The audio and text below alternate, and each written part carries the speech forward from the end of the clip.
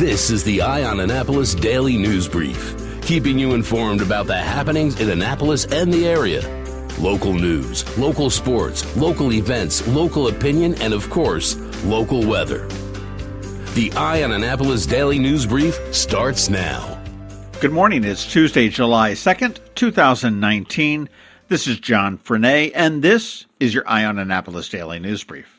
Very early yesterday morning at about 12:15 a.m., the Annapolis City Police Department responded to the 1100 block of Frederick Douglass Street in the Eastport Terrace community in Eastport in Annapolis for the report of gunshots. When they arrived, they found that there was a 16-year-old with a gunshot wound to the abdomen, and he was flown to the R. Adams Cowley Shock Trauma Center in Baltimore by Maryland State Police helicopter. At the hospital, he subsequently died from his injuries. And the police have been very scant on details. The only statement they have put out says, on July 1st at 12:14 a.m., we received a call reporting shots fired in the Harbor House community.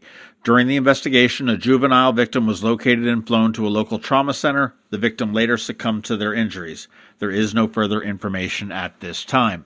This latest murder comes on the heels of a gun safety summit held by the mayor and other elected officials on the 28th, and also on the eve of a special election in that very ward. In a statement released to the media yesterday, Mayor Gavin Buckley said, "Just days after the gun summit, I am disappointed in another senseless loss of life. The city, including Annapolis Police Department, continues to work towards safety and security of the people who live in the city of Annapolis. We are putting city resources into finding the shooting death of a teenager early Saturday morning. Police are actively investigating and have promising leads, but look to the public for cooperation. Police do not believe there is a threat to the general public at this time." Maryland State Police have said that Stuart Johnson of Baltimore was struck while changing a tire on a bus on northbound 295 north of the Maryland 100 interchange at about 6:30 p.m. on Sunday. He did work for a roadside assistance company. He was struck by a Lexus that drove away from the scene of the accident, and a witness followed that car, keeping the police involved as they were following it. The Lexus ultimately became disabled on northbound 295 at I-195, and the driver, who police identified as a 23-year-old Brittany Walton of Hanover, ran off from the car into the woods. She was apprehended in the woods, taken to the Glen Burnie Barracks for questioning, and police ultimately arrested her when they found that she had outstanding warrants for fourth-degree burglary and animal cruelty. No charges have been filed in the accident just yet. It is being sent to the state's attorney's office for review. It is a good time to remind everybody that Maryland does have a move-over law. If you do see a fire truck, an ambulance, a tow truck, or any type of maintenance truck on the side of the road, you are required to either slow down to a safe speed or move over and get out of the way. Now, I do want to follow up on a bunch of other stories that we have reported on in the past that have some closure. As we told you yesterday, a 39-year-old Annapolis woman was found in the Spa Creek after a kayaking accident. She has been identified as Stephanie Hancock of Annapolis, and she was a special agent with the U.S. Secret Service. She had been with the agency since 2007 and serving on the Presidential Protection Detail. In addition to Hancock, 3 others had lost their lives in Anne Arundel County waters this weekend as well. Mark Vitok and Tevin Calhoun were found dead in Stony Creek after crabbing, and another man down in Edgewater had walked off the end of the pier off of Cars War Road. I'm not sure what the situation is with PFDs or personal flotation devices, but boy, if you're in the water, you never know what can happen. Please make sure you wear your personal flotation device.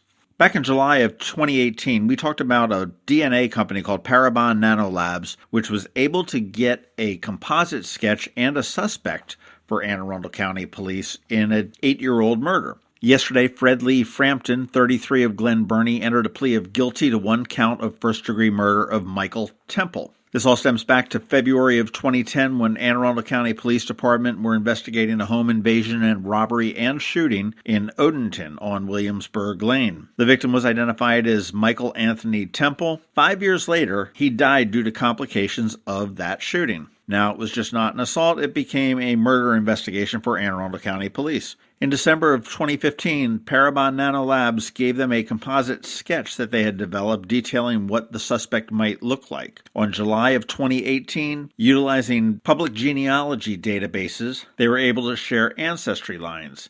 And then just a few months later, with more DNA added to the database, Parabon said that they had a name for the suspect. Armed with the name of the suspect, in October of 18, police followed Frampton to a 7-Eleven in Crofton and watched him discard a coffee cup and throw a cigarette butt into the parking lot. They retrieved it, they tested it for DNA, and it did match the DNA that was found on a knife recovered at the crime scene. On November of 18, Frampton was arrested, and right now he is facing a life sentence with a sentencing date set for September 19th. This DNA stuff is proving to be very, very cool.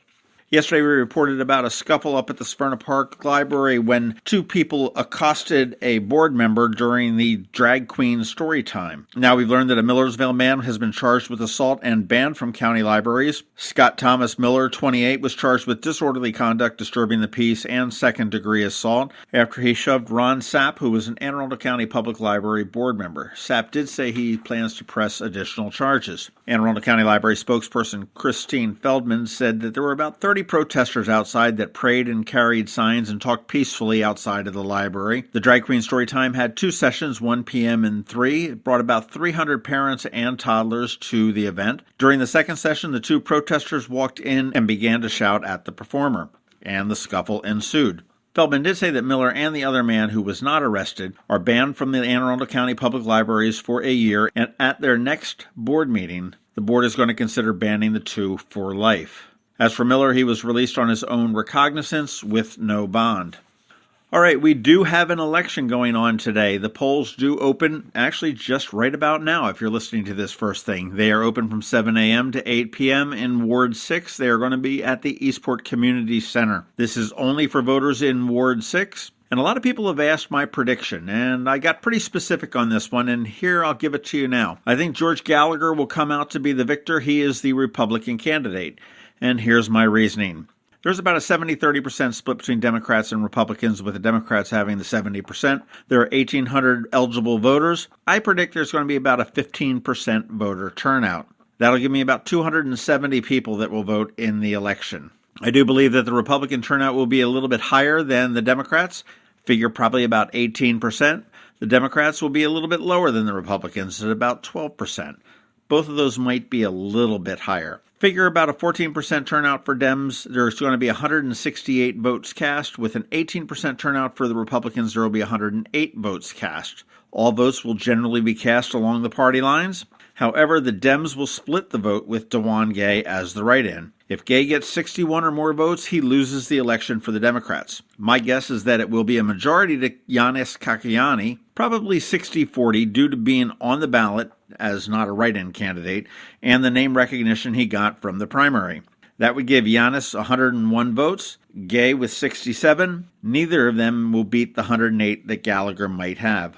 I say Gallagher wins that election by 7 votes. And for those that say your vote doesn't matter, it does, and we'll see what happens in a couple days on that. Hey, a quick programming note. We have made the decision that we are going to be state employees on Friday, July 5th, and take the day off, and to take advantage of a super long weekend. We are also going to be taking off the 4th as well, so you want to look for the Annapolis Makerspace Maker Minutes and the Friday roundup of things to do on Wednesday. It will be a little bit longer than usual for the DNB. And also, coming up on Saturday, I want to remind you about our Legacy Business Spotlight series. Up this week, it is the Annapolis Marine Art, and you have ever walked down Dock Street, I can guarantee you have peeked into their windows, and now we peek a little bit deeper. So make sure you check that out, along with all the other ones we do. A new episode releases every Saturday at noon. All right, that is about it for the top news today. Please make sure you're checking out eyeonannapolis.net throughout the day for all your news, because we do update it throughout the day. You want to hang tight? We've got George Young with your local DMV weather forecast, and he is coming up in just 1 minute. You know, 2 or 3 years ago, most people had never even heard of a podcast. Now suddenly, there's so many of them that you trip over them while going out to get the paper every morning. So we get it. You have a lot of choices. So here's one to put at the top of your listening queue. The Maryland Crabs Podcast. Hosted by me, Tim Hamilton, and my partner in podcasting, John Fernay, The Maryland Crabs is a bi-weekly podcast that covers everything Maryland, from politics to business to local issues. And in addition to regular episodes, we offer regular crab cakes, which are shorter episodes that are light on filler and just as tasty as regular episodes. You never know who's going to show up as a guest. We've had a wide variety of people in the hot seat over the past few years that run the gambit, all the way from Governor Hogan to local business owners who are ticked off about something or another. We keep it lively, we keep it fresh, and we keep it interesting. Well, mostly. But still, if you're looking for a local podcast with a local angle, then you're going to want to tune in to the Maryland Crabs. Visit us at themarylandcrabs.com, or better yet, subscribe via your favorite podcatcher so you don't miss a single episode. The Maryland Crabs Podcast. Just listen. Going out? You need the most up-to-date local weather. Here's George Young from DMV Weather in Annapolis with today's forecast. Hey everyone, this is George with DMV Weather, and this is your Eye on Annapolis forecast for Tuesday, July 2nd. Yesterday was a very nice start to July with temps in the 80s and no thunderstorms, but conditions will shift back to the proverbial dog days of summer starting today, and they'll likely stay there for at least the next 5 to 7 days as we start to move into the heart of the summer season. Look for temps today through the weekend to be in the 90 to 97 degree range with heat index values each day of 95 to 105 degrees, along with a daily threat of PM thunderstorms. So plan accordingly, stay hydrated, and be safe out there as conditions settle into a prolonged period of being dangerously hot. Okay, that's it for today. This is George Young of DMV Weather. Make it a great day out there. Be sure to get our free app on all of your devices by searching for DCMDVA Weather in the Apple or Google App Stores, and also follow us on Facebook and Twitter and on our website at dmvweather.com so you can always stay weather informed. There is a diamond of diamonds. It's from De Beers. Only 14 diamantaires in the world can touch them. Its name, Forevermark. And Zachary's is the only jeweler in the Annapolis area that has it. Not only is it beautiful and rare, it has a story, supporting women in diamond-producing areas around the world. So when you give a Forevermark diamond, you don't just give, you give back. Zachary's and Forevermark, a jeweler and a jewel. Online at zacharysjewelers.com. You've been listening to the Eye on Annapolis Daily News Brief. Tell your friends and colleagues this is the podcast where you can keep up on the latest with what's going on in Annapolis. And also tell them about our website, eyeonannapolis.net, where you can find even more information. This podcast comes to you every Monday through Friday at 7 a.m., keeping you informed with the Eye on Annapolis Daily News Brief. And take a moment to listen to our other podcast, The Maryland Crabs, released every Thursday at noon.